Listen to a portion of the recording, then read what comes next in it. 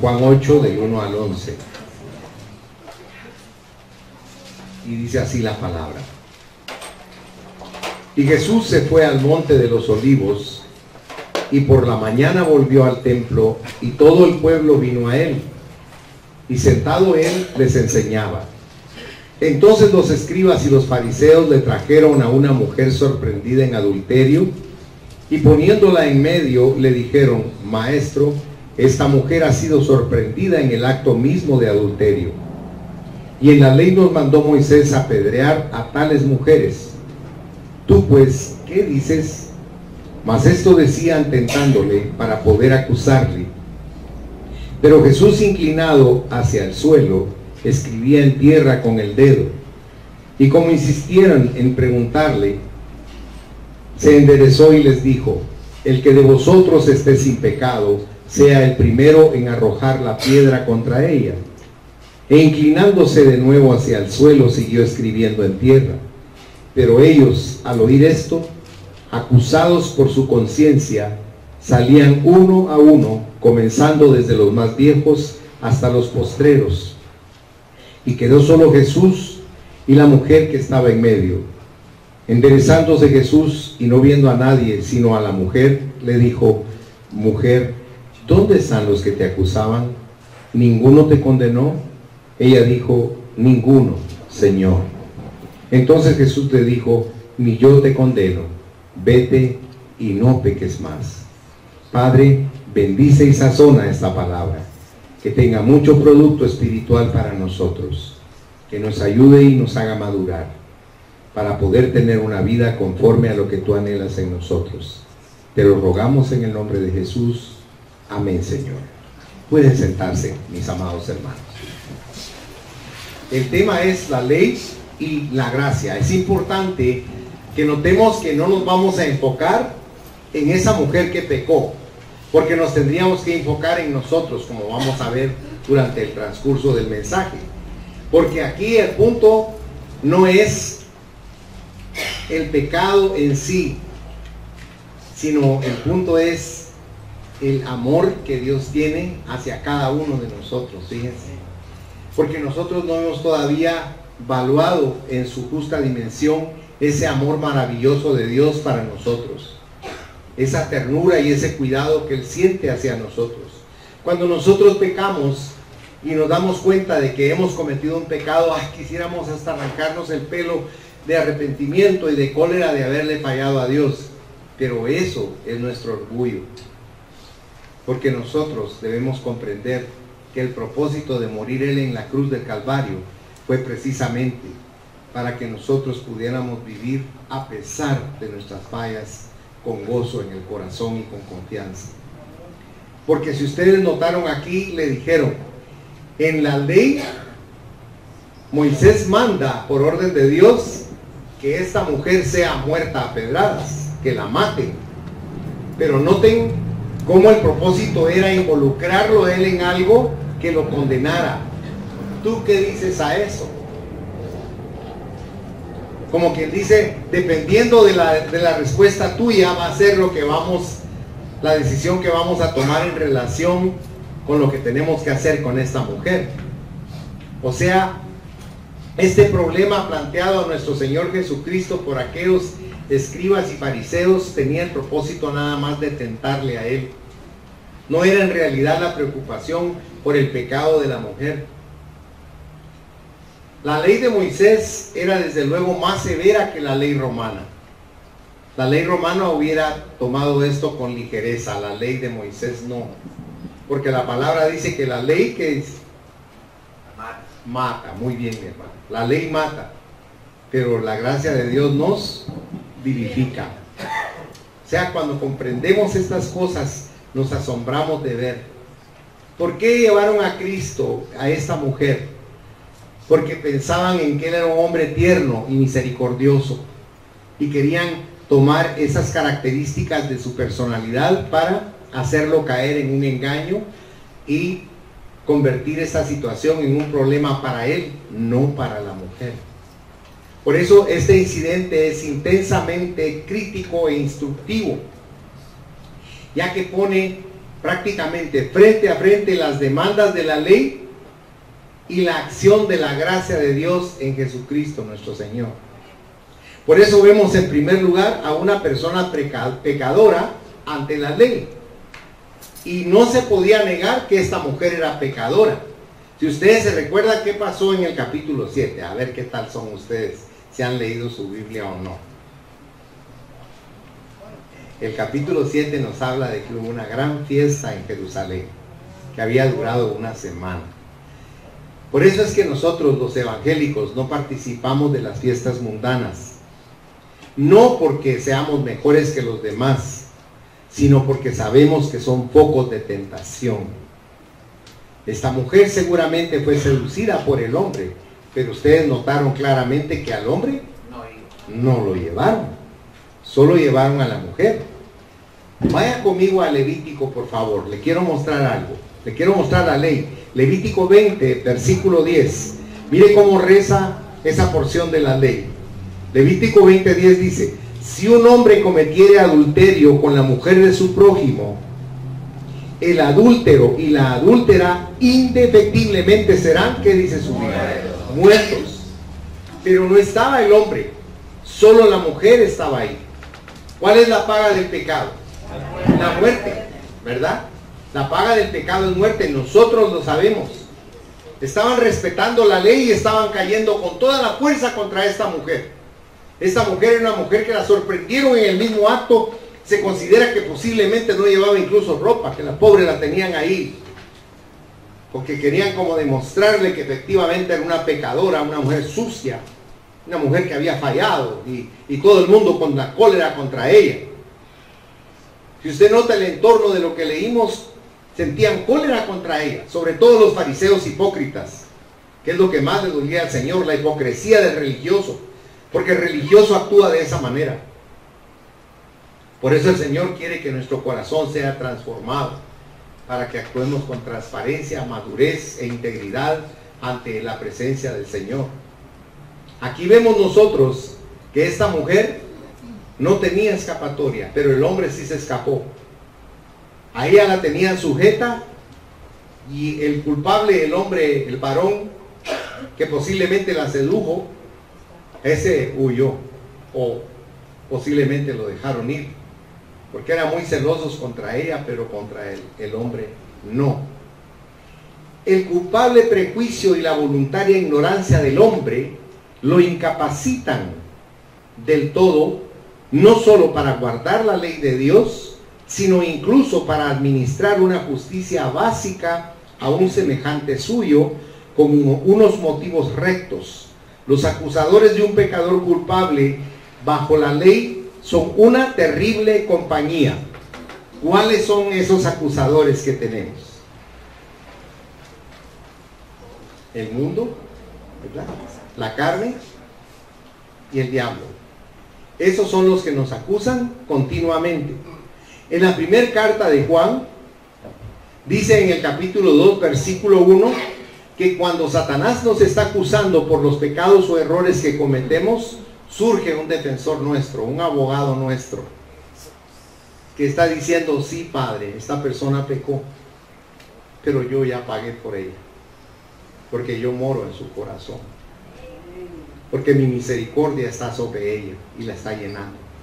Satanás nos aborrece por eso, porque no hay castigo ni condenación para el que está en Cristo Jesús. ¿Se recuerda usted que en la carta a los romanos, que Roma era una ciudad cosmopolita en ese tiempo, donde estaba concentrado el poder y la economía mundial? Y sin embargo, usted nota que cuando Pablo les escribe en el capítulo 8, les dice: ¿quién nos va a acusar? Porque ¿quién fue el que murió en la cruz? Cristo. Y si Él, que murió en la cruz para salvarnos, no nos acusa, ¿quién nos puede acusar, hermanos?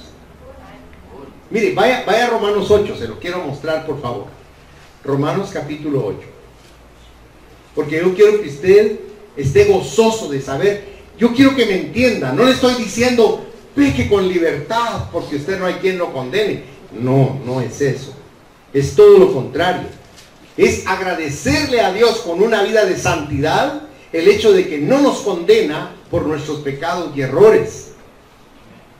Dice en el versículo 33, dice, ¿quién acusará a los escogidos de Dios? Dios es el que justifica. ¿Quién es el que condenará? Cristo es el que murió, más aún, el que también resucitó, el que además está a la diestra de Dios, el que también, ¿qué dice su Biblia? ¿Me entiende lo que está diciendo Dios? Cuando alguien nos quiere acusar de una culpa, no puede, porque no hay culpa ni condenación en nosotros. ¿Por qué?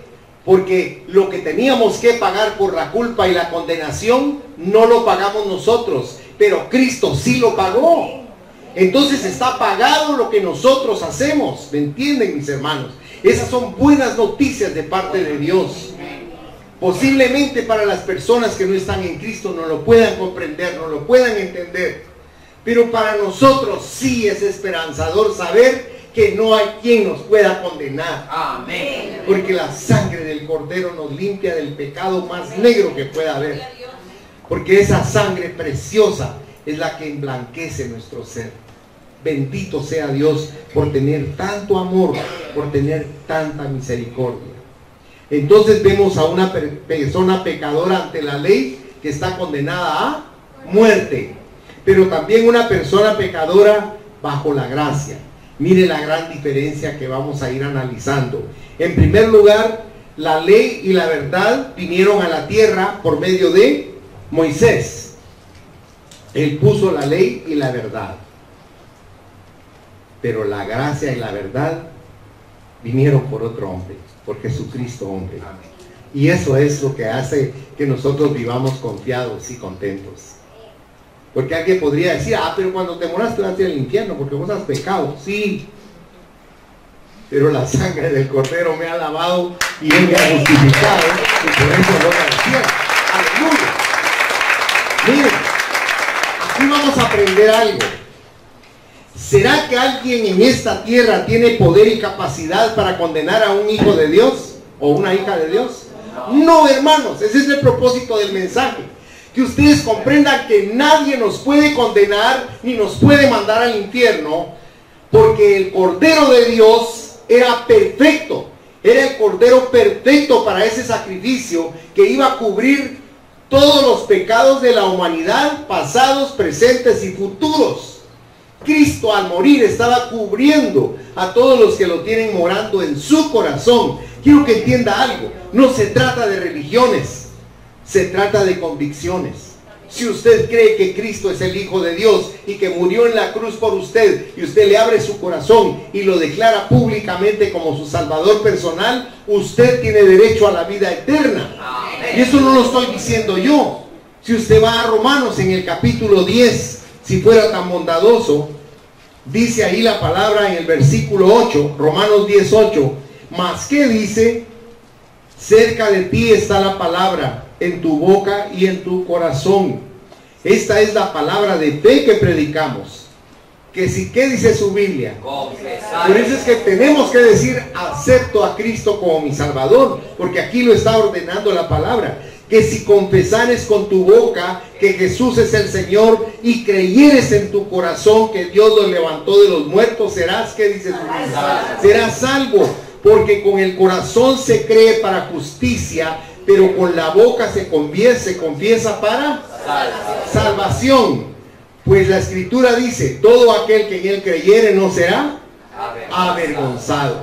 Mire, usted no sabe lo dichoso que es por tener a Cristo en su corazón. Amén. Y yo quiero decírselo esta mañana. Usted es dichosa y es dichoso porque está por encima de todas sus circunstancias el saber que tiene un rango y un nivel espiritual dado por Cristo, porque usted lo aceptó y lo considera su Salvador personal. Eso es lo maravilloso del Evangelio. Esas son las buenas nuevas que Dios nos da para que tengamos un tipo de vida totalmente diferente al que hemos llevado siempre. Entonces, la ley mandaba que ella fuera apedreada. ¿Tú qué dices?, le dijeron a Jesús. Pero la ley es buena, santa y justa, ¿o no es cierto? Sí, sí, porque viene de Dios. ¿Y la ley qué dice? Condénala. Eso dice la ley. Pero ¿qué dices tú?, le dijeron a Jesús, ¿verdad?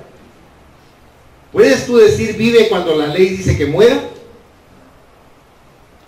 Porque la manera en que Cristo trata esta cuestión palpita realmente con interés vital para nosotros, por cuanto en una medida revela su propio carácter en su actitud de amor hacia la ley, hacia los acusadores y hacia la mísera mujer condenada por adúltera. Por eso vamos a ver 6 cosas importantes en esta situación, porque tiene que ver con usted y conmigo. Yo quiero pedirle un favor. Yo quiero que usted se ponga en el lugar de la mujer. Cuando alguien nos acusa, ¿será que existe algún atenuante a favor de nosotros? No. Quien nos está acusando solo agravantes derrama sobre nosotros, para no dejarnos salida ni escapatoria, porque lo que la persona, ¿qué es lo que quiere? Condenarnos. Nos quiere condenar y nos quiere comprimir y aplastar y matar. Pero dijo que Cristo vino para darnos vida y darnos vida abundante. Una vida perfecta. Entonces el primer asunto que vamos a ver aquí es el misterio. Porque le preguntaron, ¿y tú qué dices? ¿Y qué hizo Jesús? ¿Usted le puso atención a la lectura? ¿Qué hizo Jesús? ¿Se recuerda? Se puso en el suelo. Mire, es una posición que es extraña en Jesús, ¿verdad? Porque Jesús era muy atento a quien le hablaba. No importara quién fuera el que le hablara, él le ponía atención. Pero aquí, si usted nota, como estos hipócritas lo que querían era destruir a Jesús, usaron a esta infeliz mujer para despedazarla, no importándoles la vida de esa mujer, porque no le tuvieron ni respeto, ni misericordia, ni consideración. No la vieron como un ser humano, la vieron como que era un elemento necesario de destruir. No les importaba si la iban a destruir a ellos, con tal de destruir a Jesús. Por eso Jesús no les puso atención, sino se inclinó, se puso en el suelo a escribir con el dedo. Ya de haber estado meditando Jesús diciendo, qué maldad la que hay en el corazón de todos estos hombres. Qué insensibles son ante el error que comete una persona. Mire, cuando una persona comete un error, le voy a hacer un comentario que lo hemos hecho varias veces. ¿Por qué cuando alguien en una reunión dice, ¿tienen alguna duda?, ninguno levanta el dedo?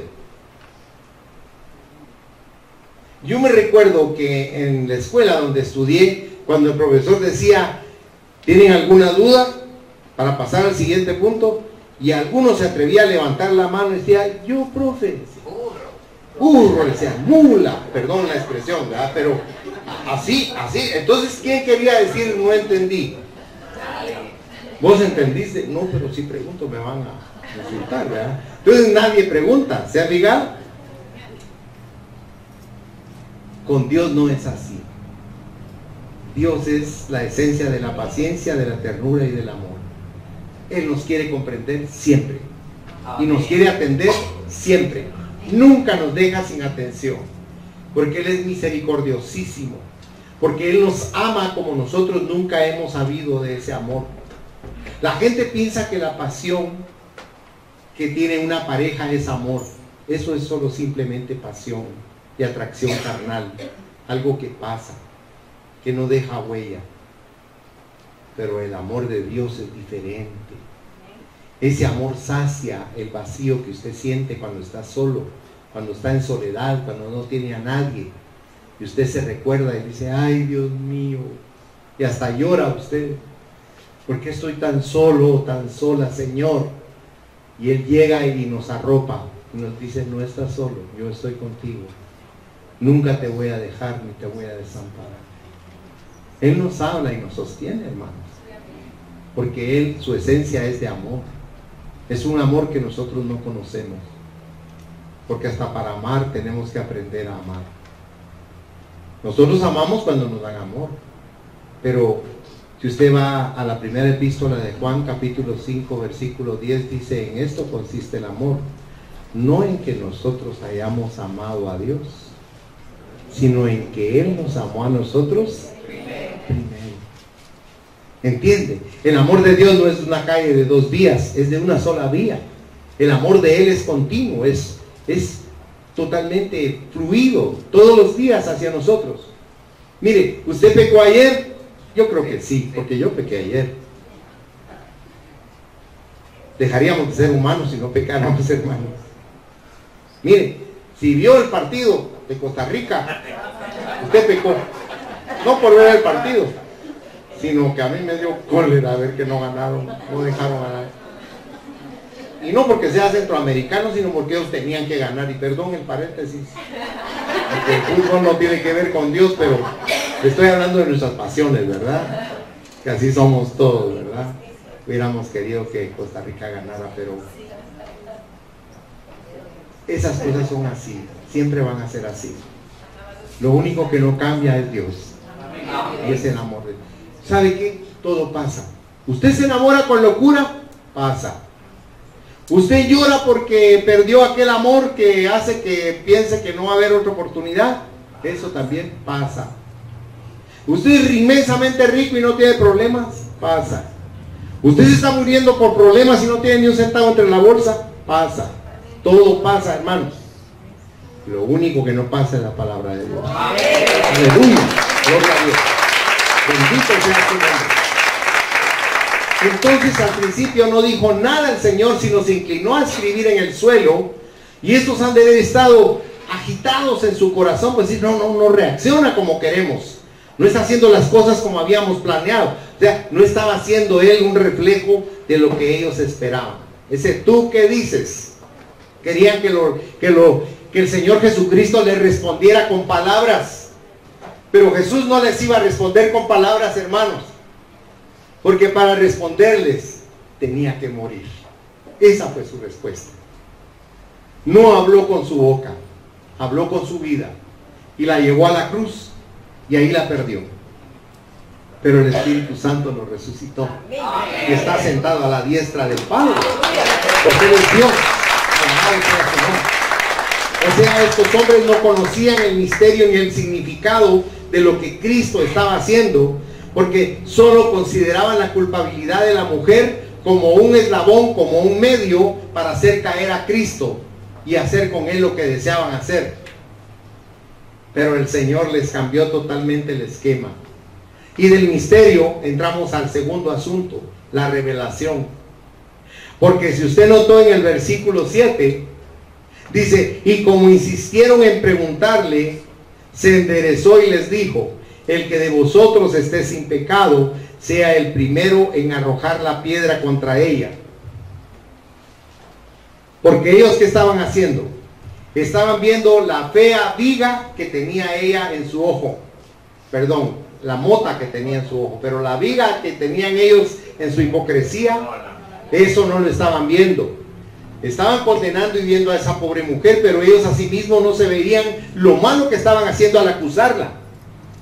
Mire, cuando uno acusa a alguien, uno tiene que ser sabio y pedirle a Dios que le dé entendimiento y claridad en la mente. ¿Por qué? Vaya a Mateo capítulo 7 y lea el versículo 1.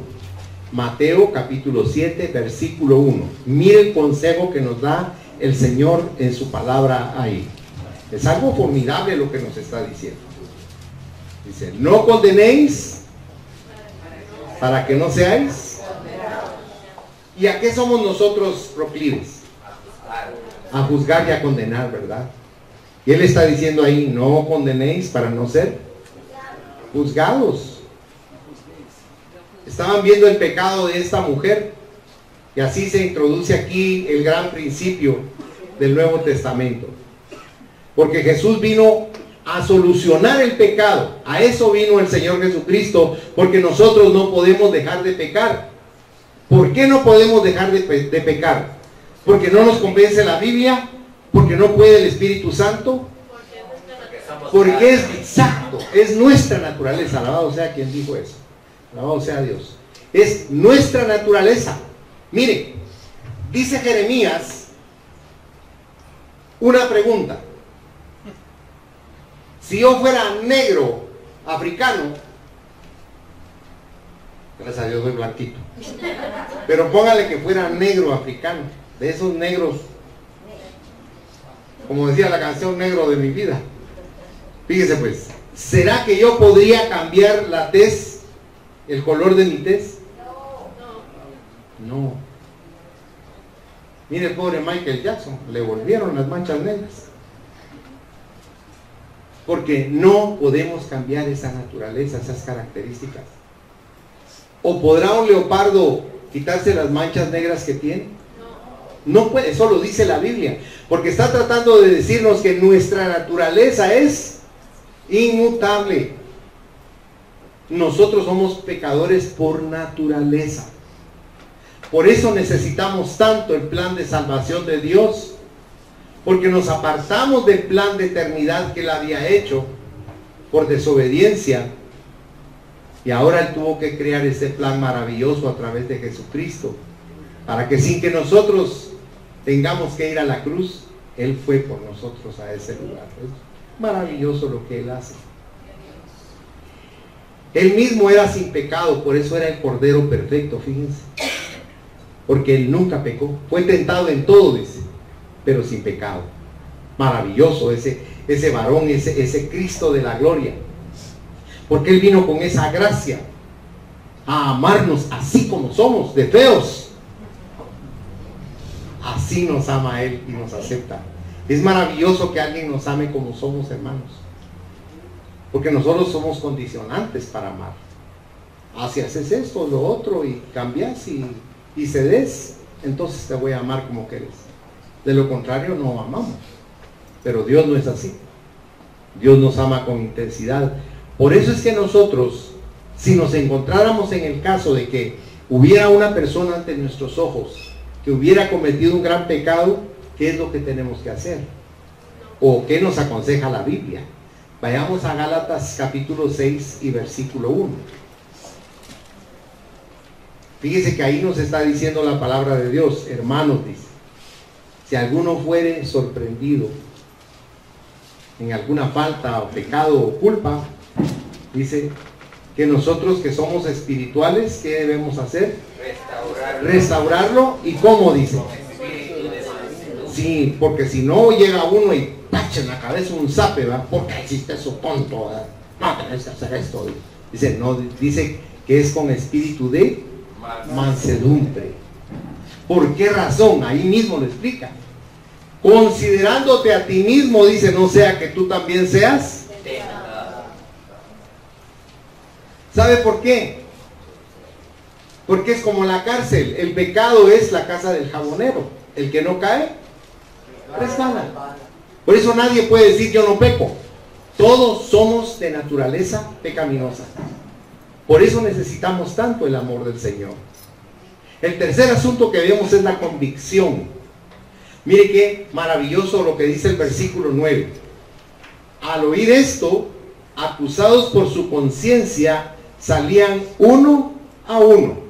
Mire qué increíble que en lugar de juzgar a la mujer, encuentran que en su presencia, en la presencia de Cristo, ellos están siendo juzgados.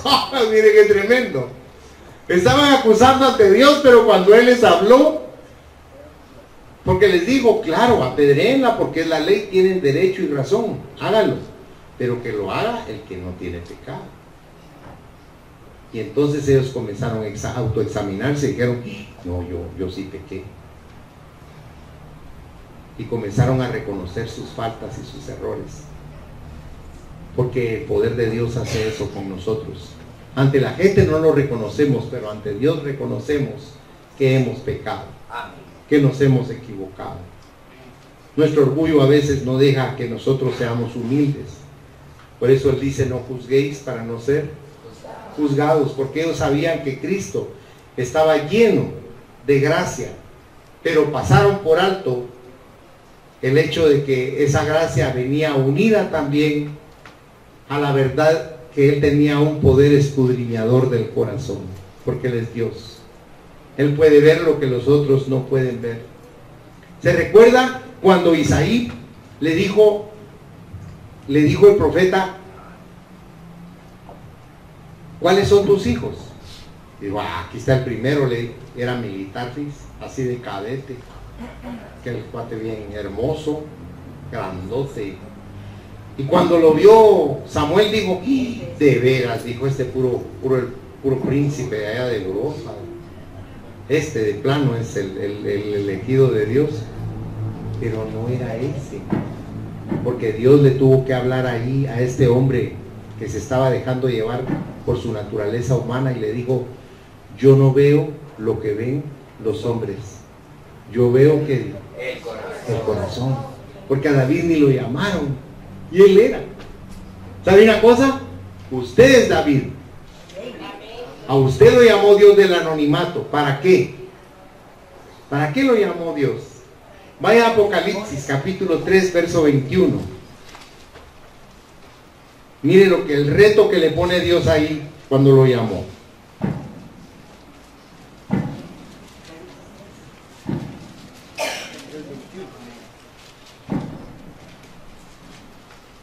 Mire el reto.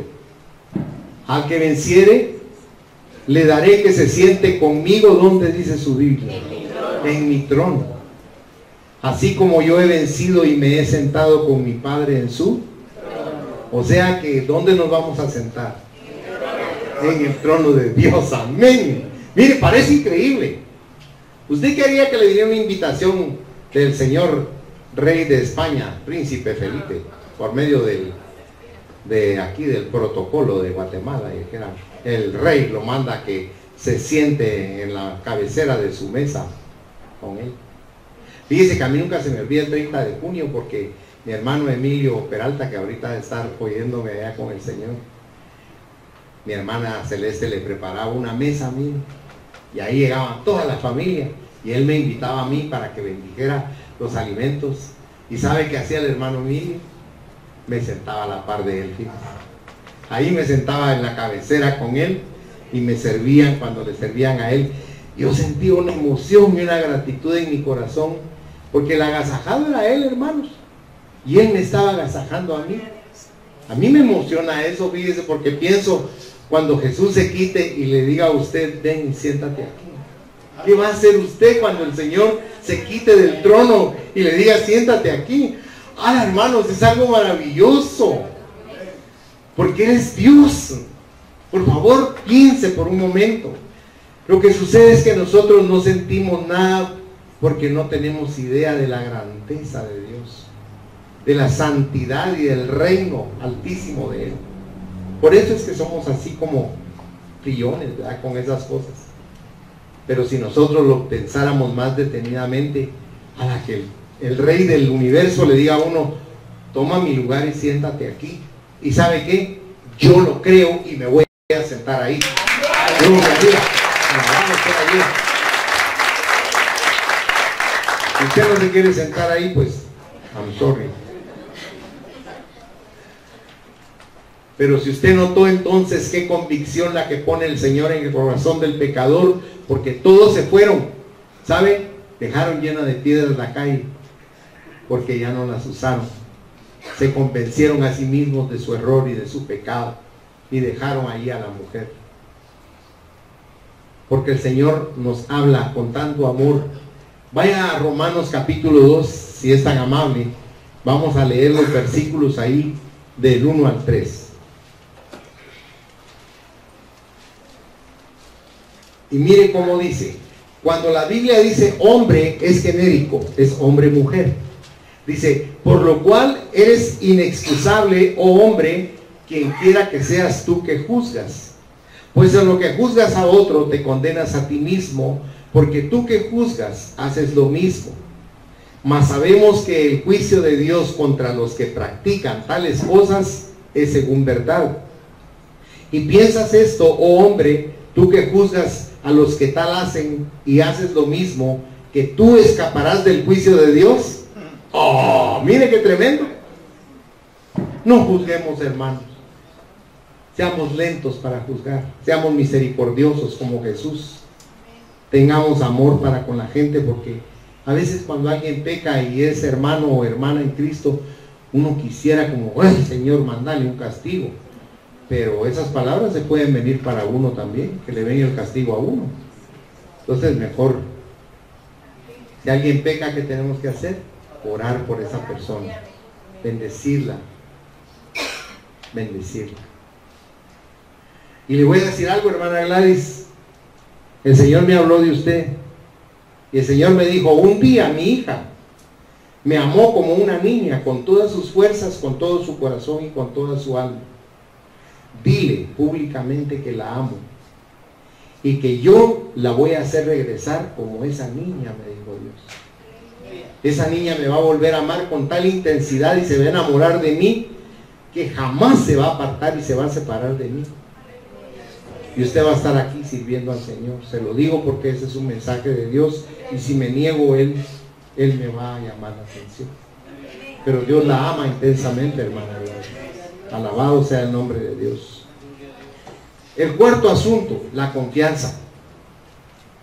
Porque si usted notó en el versículo 9, dice, y quedó solo Jesús y la mujer que estaba en medio.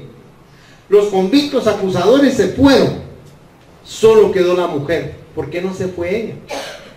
Ella puede haber dicho, ay, qué vergüenza, y salir huyendo de ahí. Pero si usted nota, se quedó. ¿Por qué se quedó? ¿Sabe por qué? Porque ella oyó las palabras de Dios, porque Jesús es Dios. Y cuando oyó esas palabras tan dulces, esas palabras con tanto poder, ella no se quería ir de ahí, hermanos. Es el único, digo, que me ha defendido en mi vida. Es el único que le he importado. Este hombre es el único que me ha dado mi lugar, que puso su cara y su vida por mí. No lo podía entender, pero no se pudo mover de ahí. Y sabe una cosa, eso lo ha hecho hoy Jesús conmigo y con cada uno de ustedes. Alabado sea su nombre. Él nos ama con amor eterno. Así dice su palabra. Con amor eterno te he amado, por lo tanto te prolongué, dice, mi misericordia. Porque ¿sabe qué es lo que sucede? Que el amor de Jesús constriñe nuestro corazón. Es lo único que nos puede mover a nosotros. De ahí nadie. Pero Él sí puede. Acompáñeme a 2 de Corintios 5, versículo 14, si es tan amable. 2 de Corintios 5, 14 dice, porque el amor de Cristo nos constriñe, pensando esto, que si uno murió por todos, luego todos murieron. O sea, Él hace eso, constriñe nuestro corazón como el corazón de esta mujer. El quinto asunto que vemos es la confesión. Si usted nota, Jesús le dijo, ninguno te condenó. Y en su contestación hubo algo más que mera cortesía. Hubo algo divino que ella descubrió y lo trató como a Dios. Porque le dijo, ninguno Señor. En ese tiempo solo a Dios se le llamaba Señor y a César. Ninguno Señor, le dijo.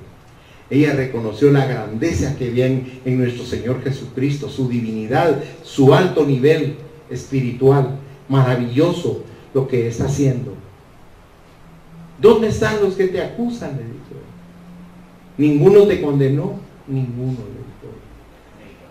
le dijo. Es maravilloso, porque esa gracia que tiene Dios para con nosotros es, tal vez ahorita usted no lo logre encajar y Dios quiera que no cometa pecado, pero cuando cometa un pecado, no importa el nivel del pecado, pecado es pecado, en el pecado no hay rango, usted se va a dar cuenta cómo necesita ese perdón de Dios, esa aceptación de Dios, porque Él es el único que no nos condena, que no nos rechaza, que nos ve siempre con ese amor precioso.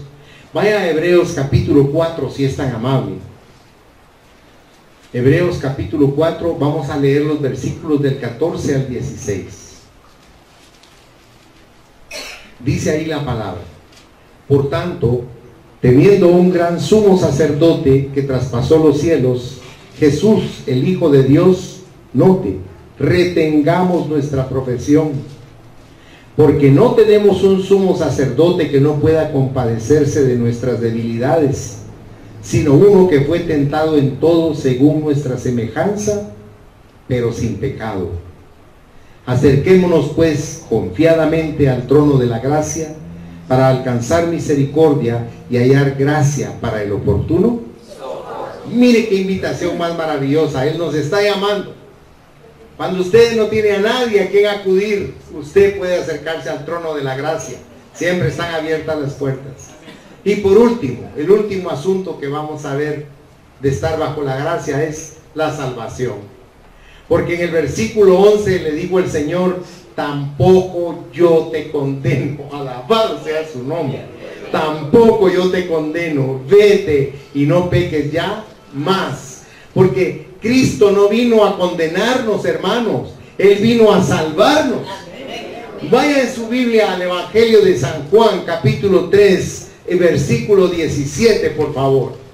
Ahí nos dice el Señor: Dios no envió a su Hijo al mundo para condenar al mundo, sino para salvarlo por medio de Él. Mire qué maravilloso. No por medio de que usted haga un sacrificio o se abstenga de muchas cosas. No. Él hizo todo para que usted y yo solo tengamos que creer. Ese es nuestro esfuerzo, creer. Ese es todo lo que tenemos que hacer. Porque al que cree, dice el Señor, todo le es posible. Alabado sea su nombre. Ella no podía hacer nada para salvarse a sí misma, sino confiar en aquel que la podía salvar eternamente. Porque la salvación que el Señor le dio fue para la eternidad. No simplemente para la vida que iba a continuar en Jerusalén, sino para todo el tiempo, para toda la eternidad. Y el día que usted y yo nos encontremos en el cielo, le voy a pedir que me acompañe a visitar a esta mujer, porque ahí va a estar feliz ella, con el Rey que la salvó, con el Padre amoroso que la retuvo, con el Salvador eterno que es Cristo para nosotros. Cierre sus ojos, por favor. ¿Quién es el que nos condenará? Cristo es el que murió. El Señor nos dice: no peques ya más. En conclusión, la evidencia del perdón del pecado debe ser que tengamos una vida santa. Y recordemos que solo Jesús tiene el derecho de condenar y de perdonar. Nosotros tenemos que ayudar a los pecadores caídos para que se levanten con el poder de la palabra. Nosotros somos extensiones del amor de Dios para alcanzar al necesitado, para alcanzar al que quiere salvación. Por eso esta mañana, si alguien nunca le ha abierto su corazón a Cristo, yo lo insto para que desde su lugar le diga con voz audible: Señor Jesús, yo reconozco que he pecado contra el cielo y contra ti, y te abro mi corazón en esta mañana, y te recibo como mi Salvador personal, como mi Dios eterno, como el que le da vida a todo mi ser por la eternidad. Ven, Señor Jesús, y lléname de ti con tu Santo Espíritu. Sigan orando, mis hermanos. Si alguien hizo esta oración por primera vez en su vida, levante su mano. Yo quiero orar por usted y bendecirle en esta mañana. Ven, voy a orar por ti. Gracias, Jesús. Gracias, Señor. Gracias, Señor, por esta joven que ha abierto su corazón para que tú entres a ella. Y nosotros te queremos pedir, Señor, que la llenes de gozo, de bendición, que abras las ventanas de los cielos sobre ella y que le des de tu provisión hasta que sobreabunde. Te ruego también que ella conozca una nueva dimensión de vida espiritual a través del Espíritu Santo. Te pido que allane su camino para que ella pueda caminar con libertad en esta vida y que reciba todas las bendiciones que nosotros anhelamos para ella. Por eso esta mañana te agradecemos por su vida y la bendecimos con amor en el santo nombre de Jesucristo, y ponemos la unción del Padre, del Hijo y del Espíritu Santo en todo su ser, con ese amor que tú pones en nuestro corazón, Señor. La bendecimos con todo nuestro corazón. Amén.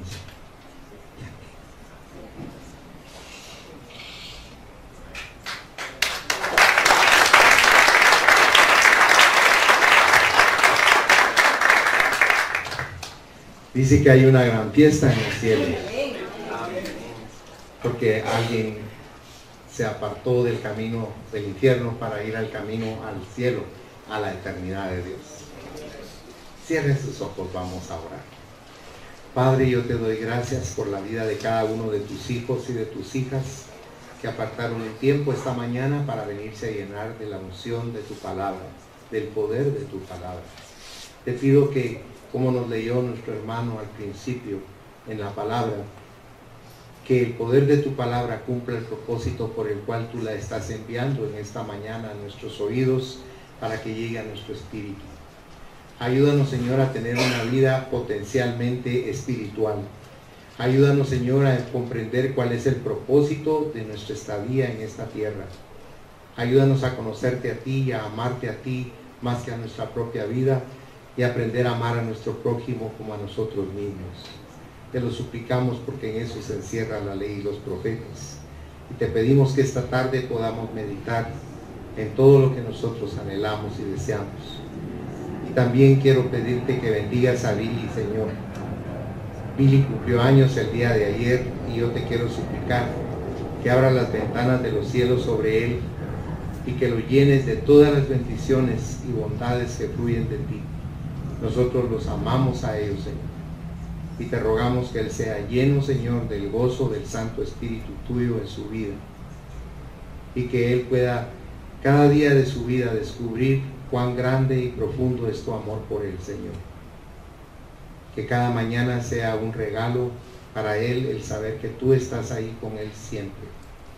Te agradecemos por su vida y por tenerlo con nosotros. En el nombre de Jesús. Amén, Señor, y amén. Que el Señor les bendiga ricamente, mis hermanos.